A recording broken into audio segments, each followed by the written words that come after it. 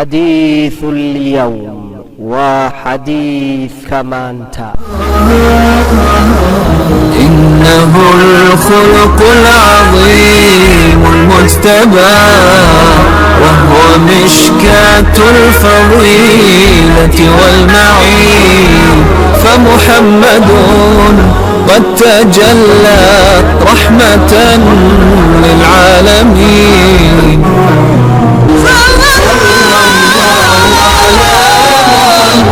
صلى الله عليه وسلم صلى الله على محمد صلى الله عليه وسلم صلى الله على محمد صلى الله عليه وسلم.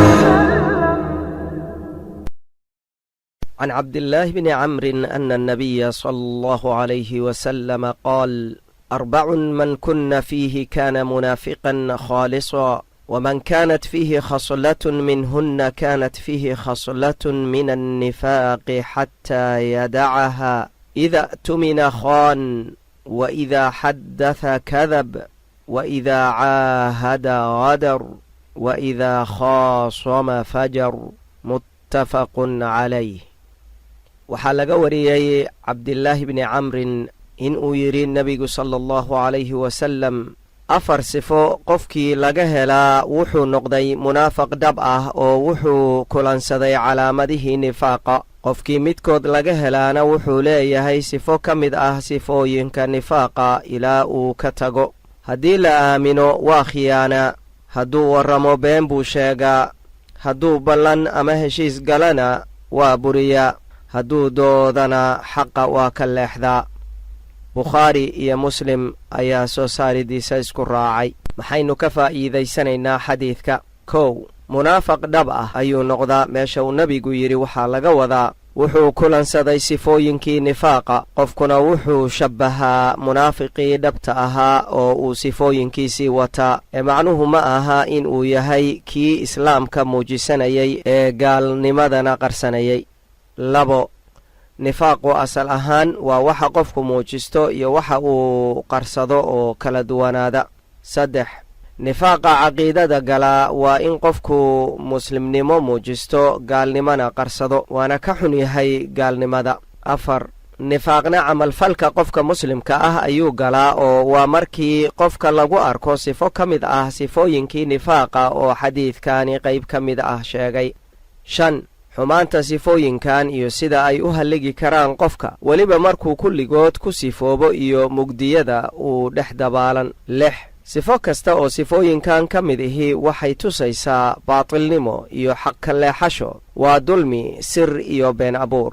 7. markii wax lagu aamino wuu khiyaamaa wixii lagu aaminay oo wuxuu u isticmaalaa qaab aan sax ahayn, siday ahaydna uguma simo ciddii ku aamintay. 8. ammaanadu waxay gashaa meelo badan oo khalqiga iyo khaaliqaba ku lug leh. labada ammaanaba alleh subxaanahu wa tacaala wuxuu amray in la oofiyo oo aan la nuqsaamin. rasuulku sala allahu calayhi wasalama isna sidoo kale, weliba xitaa wuxuu sii raacshay in aan la khiyaamin ciddii ku khiyaanta. 9. beentu qofka way halligtaa oo waxay gaarsiisaa in alle agtii looga qoro qofka beenaale. mar kasta oo uu been sheegana waxay ku sii duwdaa oo ku sii hagaajisaa jidka naarta. beentu xitaa kuma bannaana kaftanka. 10. been sheegiddu waxay gashaa hadalka. 2 ka mid ah sifooyinkan ayaana ka mid ah qaybta nifaaqa hadalka gala, waana markuu qofku wax sheegayo iyo marka uu doodayo. 11. ficilka qofka ayay beensheegiddu gashaa, waxaana soo hoosgalaya in markii wax lagu aaminaba uu khiyaamo iyo in markuu ballangalaba uu ka baxo.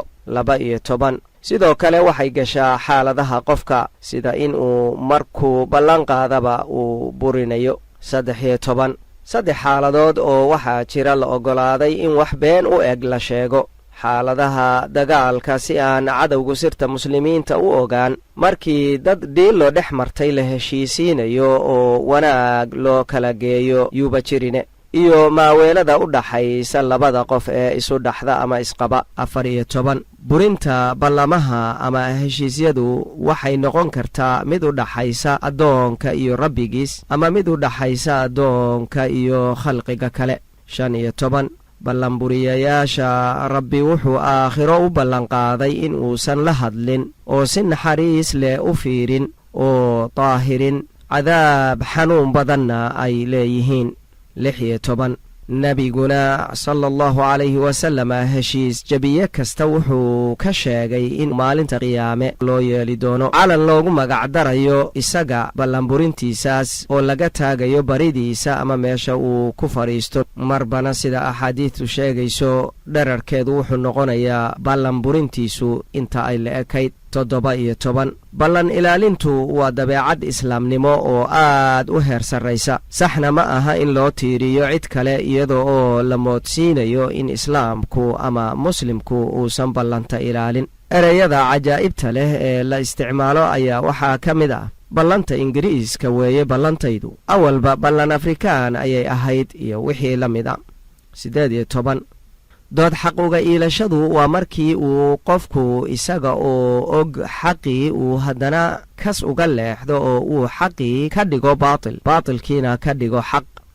19 dood xaq uga iilashadu waxay noqon kartaa sheegashada wax uusan lahayn qofku ama inkiridda wax lagu leeyahay oo uu qofku diyaar u yahay inuu xitaa uga dhaarto qaaliga hortiisa si isaga loogu xukmiyo. 20 nebigu sala allahu calayhi wasalama wuxuu xadiid ku sheegay in alle uu dadka ugu necab yahay kan sida macangegnimada ah xaqdarrada ugu dooda. wuxuu kaloo xadiid kale ku sheegay in qofkii baatil uu og yahay ku doodaa ay si joogto ah alle caradiisu ugu dhacayso ilaa uu ka siimo ama haro. 21 waxaa xadiidulqudsi bukhaari warinayo alle ku sheegay in uu isagu 3 la doodayo: qof ballan magacayga ku galay oo buriyey, qof xor ah addoon ahaan u iibsaday oo lacagtaas cunay, iyo qof kale ijaartay oo markuu ka dhammaystay aan siin wixii uu shaqaystay. 22 nifaaqu guud ahaan iyo sifooyinkiisa gaar ahaan intuba waa wax khatar ah oo qofka laga rabo inuu ka digtoonaado sidii ay ahaayeen asxaabtii suubana radiallahu canhum oo ay ugu horreeyaan abubakar iyo cumar radiallahu canhuma oo naftooda nifaaqa uga biqi jiray. ibnu abi mulayka raximahullah ayaa yidhi, waxaan la kulmay 30 saxaabi, dhammaantoodna nifaaq ayay naftooda uga baqayeen. allah hayna solansiiyo in aan hadalkeenna, ficilkeenna iyo macaamalooyinkeennaba ka ilaalinno sifooyinka nifaaqa. wasala allahu calaa muxammadin waaalihi wasaxbihi wasalama ajmaciin. inta aynu xadiidkan xiga ku kulmayno waxaannu idinkaga tegaynaa ammaano allah. wassalaamu calaykum waraxmat ullaahi wabarakaatu.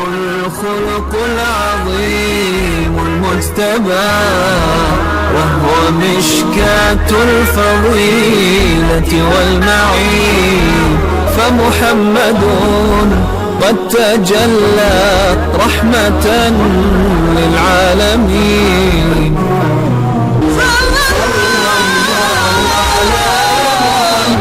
صلى الله عليه وسلم، صلى الله على محمد.